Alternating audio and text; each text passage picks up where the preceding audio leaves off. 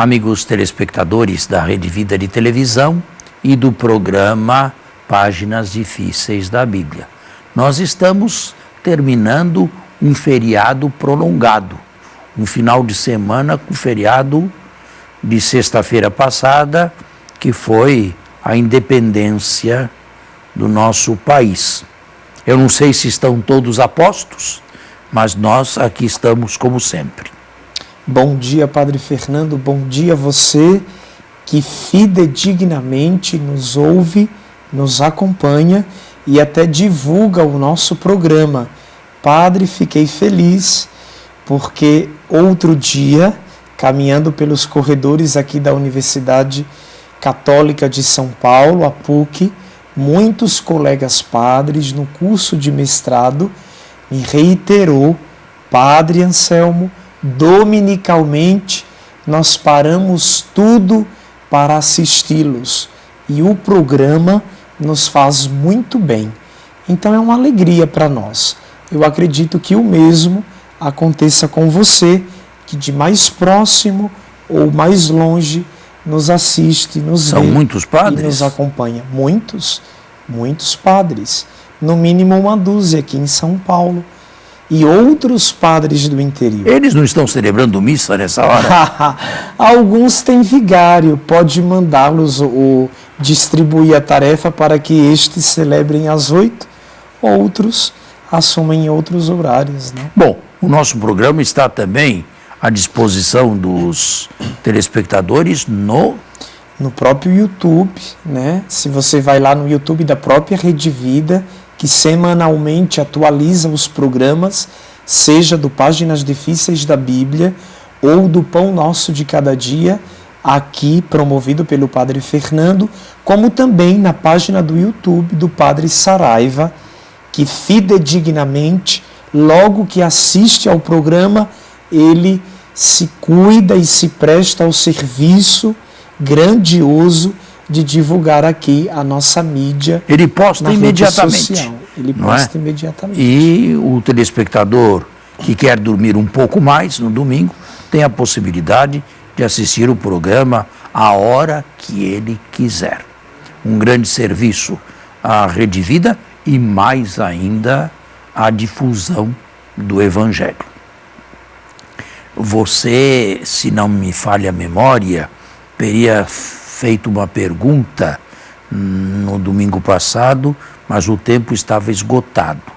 Poderia repeti-la? De fato, no programa passado, o nosso tema foi sobre o querigma cristão e nos finalmente do programa, quando o Senhor nos falou sobre a estrutura do querigma, audição da palavra, encantamento por ela, arrependimento dos pecados, conversão, batismo e recepção do Espírito. Essa seria mais ou menos a lógica e a estrutura do querigma. Aí lançamos uma pergunta ao Senhor: por que é que ao longo dos séculos a Igreja, uma vez tendo bem bebido dessa lógica e dessa estrutura, resolveu mudar pastoralmente esta lógica na vida dos fiéis? Bom, você deve levar em conta que a época em que estas coisas aconteciam, a conversão era mais acentuada do lado adulto, certo? Nós não sabemos exatamente, e não está claramente exposto na Bíblia, quando foi que as crianças recém-nascidas ou de pouquíssimos anos teriam se convertido ou teriam recebido o batismo cristão. Alguns exegetas, mas mais conservadores, do passado e também do presente, imaginam que família de recebeu a conversão, a graça da conversão e o batismo. Na família deveria ter de tudo, inclusive criança. Mas esse é um argumento perigoso. É um argumento de silêncio. Certo? O texto não indica coisa alguma. Não dá base para tirar nenhuma conclusão desse tipo aí. É querer, neste caso aqui, amoldar a praxis católica à Sagrada Escritura. E quando a gente pega, por exemplo, um episódio tão comum naquela época judaica, que é a questão da apresentação da criança ao templo, ainda que forçosamente a gente não poderia aproximar a apresentação ao batismo cristão depois? Olha, a apresentação de quem ao templo? Da criança ao templo. Não era costume, não era praxis? Nos tempos de Jesus eu não acredito que isso fosse mais costume. Isso está no texto bíblico, na Torá, no Pentateuco, mas não acredito que isto estivesse em voga em prática, na época de Jesus. E depois, e as crianças que não nasciam em Jerusalém? Judias também. E as crianças que nasciam na Galileia, a 100 e tantos quilômetros de Jerusalém? Como é que enfrentariam, logo ao nascer, uma viagem a pé, ou a cavalo, ou em jumento, desse estilo aí? Se todo judeu precisava peregrinar rumo ao templo uma vez por ano, por esta ocasião, ou nesta situação... Essa também é uma afirmação que se encontra na Torá, mas cuja prática nós não sabemos até quando ia. Eu acho que o judeu piedoso, pelo menos uma vez, subia a Jerusalém, dependendo... Vez na vida? Dependendo de onde estava. Se ele vivesse numa diáspora longínqua, se ele vivesse na grande diáspora do Egito, uma viagem do Egito à Palestina naquela época, hoje de avião, você faz em 45 minutos. Imagine naquela época. Não era uma coisa para se fazer 3 vezes por ano. E quem morasse mais longe ainda? E quem morasse em Roma? Sim. Hoje, de Roma a Palestina, são 3 horas de avião. Como é que esta pessoa ia cumprir esse preceito regularmente? Dependia muito do tipo de judeu. O judaísmo era bastante diversificado entre si, não era monolítico, nunca teve uma autoridade central, como nós, por exemplo, o Papa, não é? E cada um pensava muito com a sua cabeça. Claro, havia coisas em comum. Um único Deus, um único templo em Jerusalém, uma única Torá, um único legislador, Moisés. Havia coisas em comum. Mas, fora isto, era muito polimorfo e muito diversificado. E não se esqueça também que havia judeus mais conservadores e judeus mais abertos, como acontece no catolicismo também. Existem católicos conservadores e existem católicos mais abertos. E eu não sei se eu poderia ainda alguma pergunta sobre o tema do programa anterior, porque precisamos continuar a reflexão, já que temos um tema para este programa. É que eu percebi nas entrelinhas do texto do programa anterior que o tempo inteiro Lucas retoma fórmulas do Antigo Testamento. O Deus de Abraão, de Isaac, de Jacó, e até retoma a figura de Moisés por ocasião do discurso de Pedro. Sabe por que Lucas faz isso? O que significa isto? Isso significa imitação dos 70. Lucas, no Novo Testamento, é aquele que mais quer imitar o estilo já consagrado da tradução grega da Bíblia. Os 70 no século III a.C. Isto é repetir ou usar as mesmas expressões, os mesmos sintagmas, as mesmas palavras que o Antigo Testamento usava. E assim colocar par e passo um testamento junto com o outro. E tornar ou facilitar o caminho para que os seus escritos fossem também compreendidos como parte das Escrituras. Então esse estilo no Novo Testamento ele é próprio de Lucas ou outros caminham por aí? Ele é mais lucano, mas Paulo também faz incursões. Claro, nós viemos do judaísmo. O nosso irmão maior é o judaísmo. O nosso nascedouro é o judaísmo. Pena, quase um pecado original nosso, que houve a separação. Não é? Isto não estava programado. Por que houve esta separação? É complicado, complexo dizer isto aqui em poucas palavras. E, ao que me parece, nós temos que fazer agora um intervalo. Então, vamos fazê-lo já e depois voltamos. Exatamente onde paramos? No primeiro bloco. Nós estávamos falando do estilo de Lucas, não?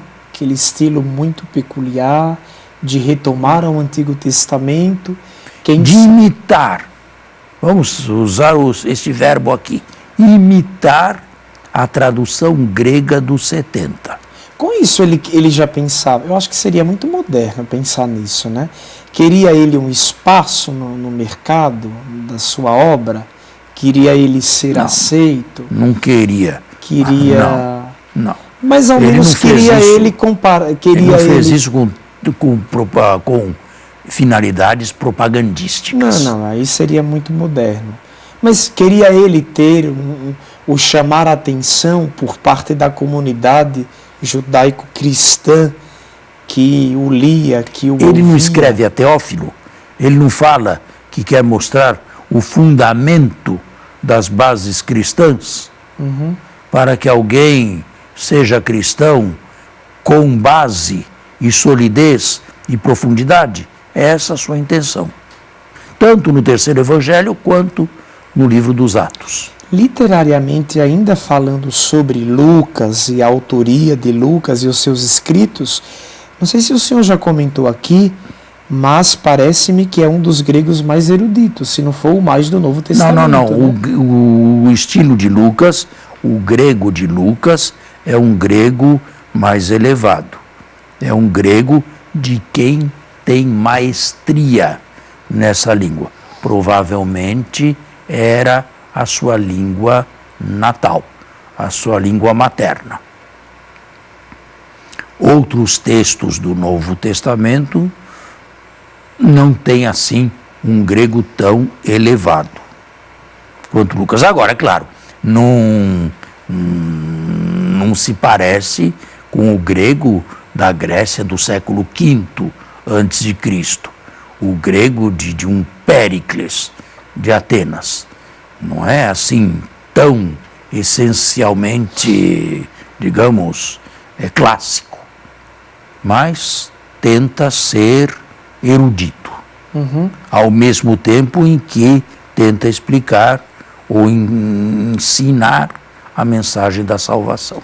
Agora, mesmo ele tendo tantos requisitos positivos a seu favor, às vezes o que nós não entendemos, padre, é a necessidade de se retomar episódios quase que falando a mesma coisa. Porque, por exemplo, Pedro já fez um primeiro discurso. E no primeiro discurso de Pedro já está, ou nele já está contido a lógica do querigma. E agora já vem esse outro discurso de Pedro. Mas se você comparar os dois, você vê que eles têm diferenças também. Eles não são feitos com as mesmíssimas palavras. Lucas sempre reserva ao leitor alguma novidade ou algum aprofundamento, ainda que o atribua a Pedro, e já expliquei aqui, não sua própria teologia, mas a teologia que era, a cristologia sobretudo, que era anunciada na década de 30, 40. Muito bem. Certo? Mais alguma Acho que informação? Sobre este capítulo 3, nós estamos tranquilos. Agora... O capítulo, ele é totalmente um discurso. Ele começa onde Lucas quer e termina onde Lucas quer também. Ele tem um começo, um corpo, um meio, um fim. Não é? E são lidos em 2 minutos e meio, 3 minutos. Jamais Pedro faria um discurso em tão curto tempo. Não é? Sim. E se leva em conta que aqui Lucas diz que Pedro fala à multidão. Numa geração pré-científica, sem meios de comunicação, sem instrumentos de comunicação, sem microfones, quantas pessoas podiam ouvi-lo? Daí também nós tocamos num ponto muito interessante, porque na igreja muitos dizem que a finalidade, e de fato a finalidade das escrituras é catequética. Então, se a finalidade da escritura é catequética... E só. Bom, e aí você coloca um ponto final, mas aí vem a minha pergunta. A catequese, ela não deveria ter raízes na história e ser histórica para ser digna de crédito na própria mensagem, na própria expansão do querigma? Isto depende de texto por texto. Você não duvida da morte de Cristo. Eu não historicamente. Duvido, eu não duvido. E ninguém duvida. Mas quando a gente pensa o alcance religioso do que fato... ele tenha morrido pelos nossos pecados, mas aí entra a catequese. Aí entra a fé. Até então a história, aqui a fé. Mas eu não posso separar uma coisa da outra. Claro que você tem que separar, evidente. Com relação à morte de Cristo, quem duvida historicamente? Sou um idiota. Mas com relação à ressurreição... E o seu alcance religioso? Você pega o para mesmo a remissão fato. dos pecados, isso aí já é uma catequese cristã. Isto é, se serve da história, a base é sempre a morte e a ressurreição históricas de Cristo, e se vai além, se sobe daí para a ressurreição. A sua pergunta poderia ser sintetizada nesses termos. Quanto de história precisa ser injetado na fé para que ela seja crível? Mas a fé em si mesma... Ela não é uma metafísica. Ela não é metafísica. Mas ela também não é histórica. Mas digamos, ela deveria ter traços profundos da história. Tem traços. O autor, Jesus, enquanto aquele a quem eu entreguei a minha vida, ele é um ser histórico. Ele caminhou, viveu... traços, só um estudo muito profundo, aprofundado, de exegese, morfocrítica, histórico-crítica, é capaz de tentar, através da perícope, através do texto, chegar, se possível, aos anos 30, ou à época em que Jesus teria pronunciado ou teria feito aquela determinada ação. Não é assim também, não é? Às vezes, aqui você tem o melhor comentário. O texto bíblico não falsifica Jesus. Mas também não é uma fotografia de Jesus. Você tem que dar um meio termo. E tem que colocar-se numa justa posição. De um lado, não é um filme, não é uma filmagem. Isto seria o cúmulo da ingenuidade, mas muitos a têm. Ver o texto bíblico como uma reportagem de telejornal, né? O fato acontecendo e o enredo sendo costurado. E também, isto aqui não falsifica o rosto, a missão, a pessoa de Jesus. Mas isso ele, a partir de algumas bases, traz reflexões cristológicas de primeira mão, suficientes para quem quiser ser catequizado, não se tornar historiador, mas catequizado, possa receber aquilo como primeira água, primeira mão. Se depois da catequese ele quiser também estudar exegese e história, ele tem que se adaptar ou seguir os métodos históricos para trabalhar um texto histórico. Mas, dependendo do modo como nós entendemos o texto, padre, a gente, quando vai entendê-lo na sua gênese e vivê-lo, sobretudo no hoje, a gente pode criar uma série de relativismos. Por exemplo, a gente pega a lógica e a estrutura do querigma. Mas aí eu posso pensar, o homem daquele tempo, da década de 30 a 80, é que entendia assim. Mas, querido, a lógica não é dialética. Não é que uma fase corte com outra. E de tal modo que chegamos aqui e temos uma imagem completamente falsificada de Jesus no século XXI. Você lê o texto numa tradição. E a tradição foi sempre esta. Isto é uma segurança para você. Nunca se interpretou aquele texto, digamos, com outra finalidade, a não ser aquela que a tradição apostólica e pós-apostólica trouxe até nós. Então significa dizer que no ato de entender as Escrituras, necessariamente o crente, aquele que quer ser catequizado, ele tem um limite, ele tem um parâmetro, porque senão ele vai se perder. Ele tem as Sagradas Escrituras. Ele pode não ter estudos exegéticos. Mas ela falou uma coisa para Lutero que saiu do leito, por exemplo, quando você pega a história. Pois é, mas você percebe bem a diferença dos leitos. Você percebe bem. Você não faz uma leitura avulsa e uma leitura solipsista, sozinha. Você faz uma leitura dentro de uma tradição. Quer um exemplo? Mas eu acho que nós não temos mais tempo. Temos ainda? Temos alguns minutinhos. Provavelmente, e para mim, muito provavelmente, para não dizer quase certamente, a parábola do bom samaritano foi criada por Lucas. Toda ela foi criada por Lucas. O estilo é lucano, a composição, a moldura é lucana. Agora, isso falsifica Jesus? Não. Jesus deve ter mostrado no seu estilo que se deve fazer o bem ao próximo.